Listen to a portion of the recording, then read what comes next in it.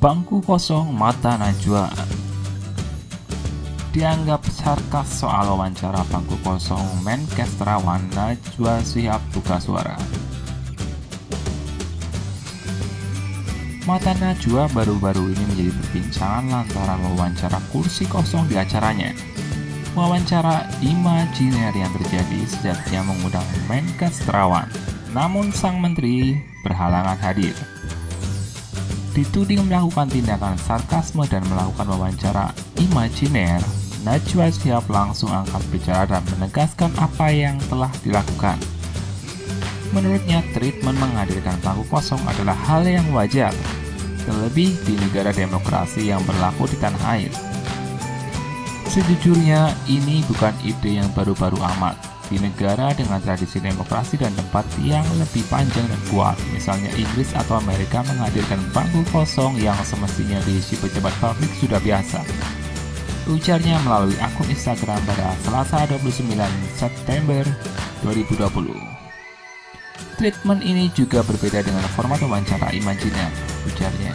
Pertama, pada dasarnya saya tidak sedang melakukan wawancara. Saya hanya sedang mengajukan pertanyaan. Pertanyaan kan tidak harus diajukan secara tatap muka, bisa diajukan secara jarak jauh dengan perantara macam-macam medium. Ini juga tidak imajiner karena pertanyaan yang saya mengajukan memang bukan imajiner, dan saya juga tidak mengarang atau membuat jawaban-jawaban fiktif seolah saya sudah dialog dengan Pak Terawan. Yang B adalah Pak Terawan juga sosok yang eksis dan hidup, sehingga Pak Terawan bisa menjawab kapan saja, bahkan sejujurnya boleh menjawabnya di mana saja, terangnya. Sebagai pengampu Mata Najwa, tentu saya berharap ia bersedia hadir di program saya. Namun sebagai bagian dari komunikasi pers yang lebih luas dan juga seorang warga negara, saya sudah cukup senang jika Pak Menteri menjawab kegelisahan publik walau itu dilakukan di Mata Najwa. Sebab kerja-kerja mengawasi proses politik dan pengambilan kebijakan adalah tugas bersama, dan saya percaya narasi TV tidak sendirian melakukannya. Ya, Mata Najwa bahkan telah memikirkan berbagai resiko atas tindakan yang melayangkan undangan secara terbuka ini. Saya memikirkan dengan cukup masak saat menghadirkan bangku kosong ini, termasuk resiko tuduhan melakukan persekusi atau bullying. Saya berkeyakinan elit pejabat, apalagi eksekutif tertinggi setelah presiden, bukanlah pihak yang less power. Aspek penting yang menjadi prasyarat sebuah tindakan bisa disebut persekusi adalah atau bullying, sulit menganggap pejabat elit adalah pihak yang lemah, jelasnya. Sementara itu, Gibran hingga kursi kosong Terawan, wawancara Najwa Shihab soal pilkada juga menuai sorotan. Polemik soal pilkada 2020 yang dilakukan di tengah pandemi COVID-19 terus bermunculan. Hal ini kemudian menjadi perhatian khusus Mata Najwa dalam wawancaranya dengan berbagai tokoh terkait dengan penyelenggaraan pesta politik tersebut. Salah satu tokoh yang berhasil diwawancaranya adalah Menteri Koordinator Maritim dan Investasi, Luhut Binsar Panjaitan. Sehingga kursi kosong Menkes Terawan yang kemudian viral di media sosial. Bagaimana kisahnya?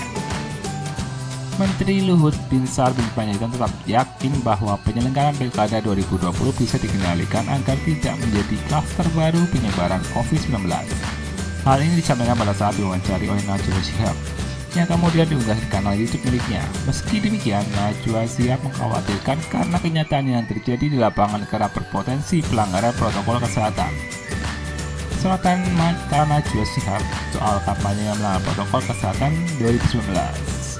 Soal kampanye yang melanggar protokol sempat dilontarkan oleh calon wali kota Medan, Ahyar Nasution, oleh Mata Najwa Shihab yang kemudian dipantau oleh Ahyar. Dirinya merasa tidak melakukan pertemuan maupun melakukan pelanggaran yang dimaksud. Hal ini setidaknya sebagai indikasi bahwa kampanye yang dilakukan berpotensi dihadiri oleh banyak orang, ujung-ujungnya melanggar protokol kesehatan COVID-19. Yang kedua adalah tentang Menanti Terawan mewawancari kursi kosong, dan ini adalah salah satu episode yang menjadi viral saat ini. Video itu sempat viral di media sosial lantaran sosok Menteri Kesehatan atau Menkes Terawan Agus Puruttanto dianggap seolah raib dari pandangan masyarakat. Padahal permasalahan yang tengah dihadapi saat ini bukan hanya soal menangani wabah COVID saja, tapi juga polemik penyelenggaraan Pilkada 2020 yang dikhawatirkan bisa memperbesar penularan karena adanya keramaian. Lalu yang terakhir adalah kegigihan Gibran yang terjun ke dunia politik lebih cepat lewat Pilkada 2020. Putra sulung Joko Widodo, Gibran Rakabuming Raka, tampaknya juga terlihat sangat menggebu-gebu untuk mengikuti Pilkada 2020. Hal senada juga diikuti oleh menantu Presiden Joko Widodo, Bobi Nasution. Tidak satupun baik Gibran maupun Bobi menyinggung masalah bagaimana agar mencegah penyebaran COVID-19. Padahal kenyataannya pandemi di lapangan belum selesai. Masa harus ngurusin pilkada? Para kandidat di Tangerang Selatan yang kompak terhadap penyelenggaraan pilkada. Kandidat pilkada dari Tangerang Selatan seperti Rahayu Saraswati, Nur Aziza, dan Pilar Saga Ihsan, ketiganya kompak bahwa pada intinya Pilkada 2020 harus dilaksanakan sesuai dengan alasan-alasan masing-masing, mulai dari kepemimpinan kota jatuh ke pelaksana tugas atau PLT jika Pilkada ditunda. Pandemi COVID-19 yang seharusnya dianggap sebagai tantangan sehingga harus dilawan dengan protokol kesehatan hingga menuruti apa yang telah diputuskan KPU. Jika ditarik kesimpulan dari semua video Najwa Shihab di atas, terlihat bahwa masing-masing pihak yang mewawancarai menganggap Pilkada 2020 telah dijalankan meski berada di bawah kondisi pandemi COVID-19.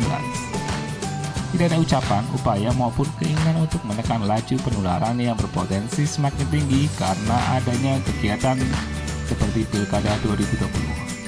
Alasan yang digunakan tetap sama, yakni mematuhi protokol kesehatan meski nantinya dikhawatirkan abai ketika acara tengah berlangsung.